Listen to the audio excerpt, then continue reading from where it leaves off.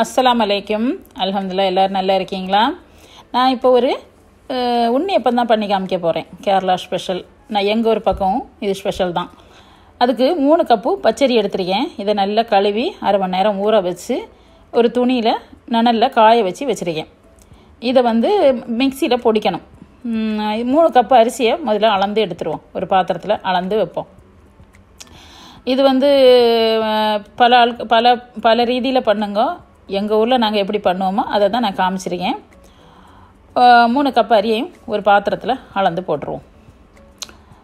ஒரு mixie cup எடுத்துக்கிடுங்க. Mixie cup எடுத்துகிட்டு ஒவ்வொரு கப்பு அரிசியை 3 தடவையாக இதை பொடிச்சு எடுக்கணும். மிக்சி சின்ன கப் இருக்கு இல்லையா, அதில் தான் போட்டிருக்கேன். போட்டு நல்லா பொடிச்சு எடுத்துருவோம். இப்படி பொடிச்சிட்டு ஒரு அரிப்பு எடுத்து அதில் போட்டு நல்லா அரிச்செடுங்க.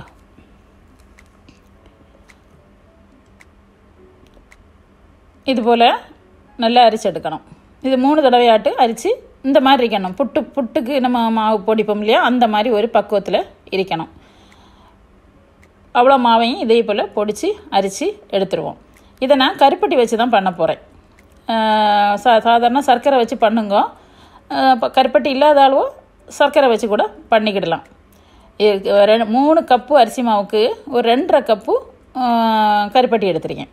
இது 2 கப்பு கூட போதும். இனிப்பு குறைவாக போதுங்கிற அளவுக்கு 2 கப்பு கூட போதும். 1 கப்பு தண்ணி ஊற்றிருக்கேன். ஊற்றி நல்லா கலக்கி கொஞ்சம் நேரம் கலக்குங்க. கலக்கிட்டு ஒரு மூடி போட்டு அடுப்பை பற்ற வச்சு நல்லா உருக்கணும். முதல்ல ஃபஸ்ட்டு நல்லா உருக்கி எடுக்கணும். பாருங்கள், திருப்பி மூடி போடுவோம். மூடி போட்டு நல்லா கொதித்து வரணும். அது கொதித்து வரும்போது கீழே அந்த கல், சின்ன சின்ன மண் அப்படி இருக்கும், தூசிலாம் இருக்கும். அதெல்லாம் கீழே தங்கிடும். நல்லா உருவின பிறகு ஒரு நைஸ் அரிப்பு வச்சு அதை நல்லா அரிச்சு எடுத்துருவோம். அரித்தா கண்டிப்பாக அதில் குப்பை, பொடி, மண் எல்லாம் இருக்கும். இப்போ பாருங்கள், சுத்தமாக ஆனால் ஒரு கருப்பட்டி பாவம் ஆகிட்டுது. அதை மறுபடியும் அந்த பாத்திரத்தை கழுவிட்டு மறுபடியும் அதில் ஊற்றி மறுபடியும் நம்ம ஒரு 10 நிமிஷம் கொதிக்க. ஏற்கனவே ஒரு 10 நிமிஷம் கொதித்து வந்துருக்கே. திருப்பியும் ஒரு 10 நிமிஷம், மொத்தத்தில் 20 நிமிஷம் நல்லா கொதிக்கணும். பாவெல்லாம் வர வேண்டிய தேவையில்லை. அப்புறம் இறக்கி வச்சுருங்க. நல்லா கொதித்ததுக்கப்புறம் இறக்கி வச்சு ஏகதேசம் ஒரு நல்ல நம்ம விரலில் முக்குனா லேசாக சூடுரிக்கணும். அந்த பருவத்துக்கு வந்ததுக்கப்புறம் இந்த மாவை 3 கப்பு மாவு பொடிச்சு வச்சுருந்தோம் இல்லையா, அந்த புட்டுக்க பக்குவத்தில் அந்த மாவை ஊற்றிட்டு இந்த பாவை அவ்வளோத்தையும் அதில் கொஞ்சம் கொஞ்சமாக ஊற்றி ஃபுல்லாக கிண்டி வைக்கணும். இது எப்படி இருக்கணும்னா, மாவு கிண்டி வைக்கும்போது மேலே கொஞ்சமாக மேலே அந்த கருப்பட்டி பாவு நிற்கணும். அந்த அளவுக்கு இருக்கணும். ஏன்னா நம்ம புட்டுக்க சைஸுக்கு தான் அந்த மாவை பொடிச்சிருக்கோம். அப்போ நல்லா ஊறி வரணும். கிட்டத்தட்ட 24 மணிக்கூர் இந்த மாவு அப்படியே இருக்கணும். இன்றைக்கி சாயங்காலம் நீங்கள் பண்ணி வச்சிங்கன்னா மறுநாள் சாயங்காலம் இதை நம்ம பொரிக்கலாம். ஒரு 2 டீஸ்பூனு ஏலக்காய் பொடியும் போட்டிருக்கேன். போட்டு நல்லா வலித்து மூடி ஒரு நாள் ஃபுல்லாக இருக்கட்டும். நாளைக்கு இதை இன்னும் 1-2 வேலையில் இருக்கு பண்ணிவிட்டு பொரிக்கிறது எப்படின்னு காமிக்குதேன். இன்ஷா அல்லாஹ் மறுநாள் பாருங்கள் மாவு இப்படி இருக்கும். நல்லா ஊறி பாருங்கள் எப்படி இருக்குது. மாஷா அல்லாஹ் நல்லா கட்டியாட்டு இருக்குது. இந்த அளவு இந்த பக்குவத்தில் இருக்கணும். நான் ஒரு அரை முறி தேங்காயை நல்ல பொடி பொடியாக அரிஞ்சு நெய்யில் பொரித்து வச்சுருந்தேன். அதெல்லாம் காமிச்சா லெங்க்த்தாக போயிடும் வீடியோ, அதனால தான் அதெல்லாம் காமிக்கலை. இதெல்லாம் எல்லாருக்கும் தெரியும். இதை நல்லா ஊற்றி நல்லா மிக்ஸ் பண்ணிக்கிடுங்க. அப்புறம் நம்ம அந்த ரசகதளி பழம் இருக்கு இல்லையா, அதில் 4 பழம் எடுத்துருக்கேன். அந்த பழத்தையும் நல்லா ஸ்பூன் வச்சு ஃபோர்க் வச்சு நல்லா உடச்சி அதையும் சேர்த்துக்கிடுங்க. ரசகதளி பழம் இல்லைன்னா ஏதாவது ஒரு பழம் எடுங்க, கிடைக்கக்கூடிய எல்லோ பழம் கூட சேர்த்துக்கலாம். நல்லா இதையும் நல்லா கிண்டி எடுங்க. ஒரு 1/4 டீஸ்பூனு சுக்கு பொடியும் போட்டிருக்கேன்.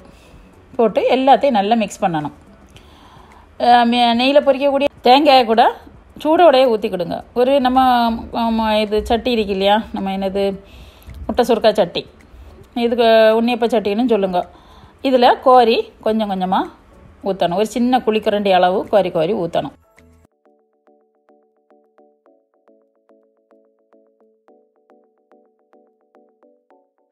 ஊற்றி 2 பக்கமும் நல்லா வேவணும். பாருங்கள், இந்த மாதிரி ஒரு பக்கம் முறிஞ்சதுக்கப்புறம் திருப்பி போடணும். மெதுவாக ஒவ்வொன்றையாக திருப்பி போடுங்க. நல்லா டேஸ்ட்டாக இருக்கும் இந்த உன்னியப்பம். மாஷா அல்லாஹ் மேலையெல்லாம் நல்லா முறிஞ்சிருக்கும், உள்ளுக்கு நல்லா சாஃப்டாக இருக்கும். இடைக்கிட இந்த தேங்காய் கடிக்கு கிடைக்கும்.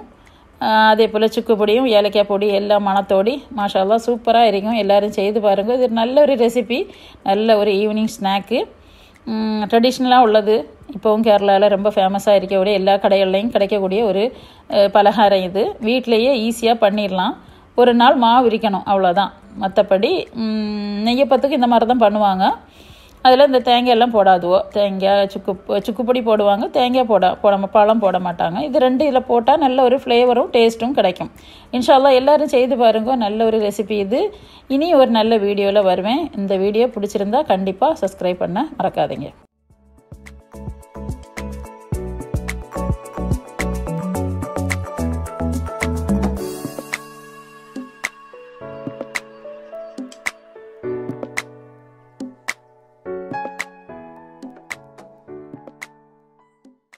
இந்த ரெசிபியை கண்டிப்பாக நீங்கள் உங்கள் வீட்டில் ட்ரை பண்ணி பார்த்து எப்படி இருந்துச்சுன்னு கீழே இருக்கிற கமெண்ட் செக்ஷனில் கமெண்ட் பண்ணுங்கள்.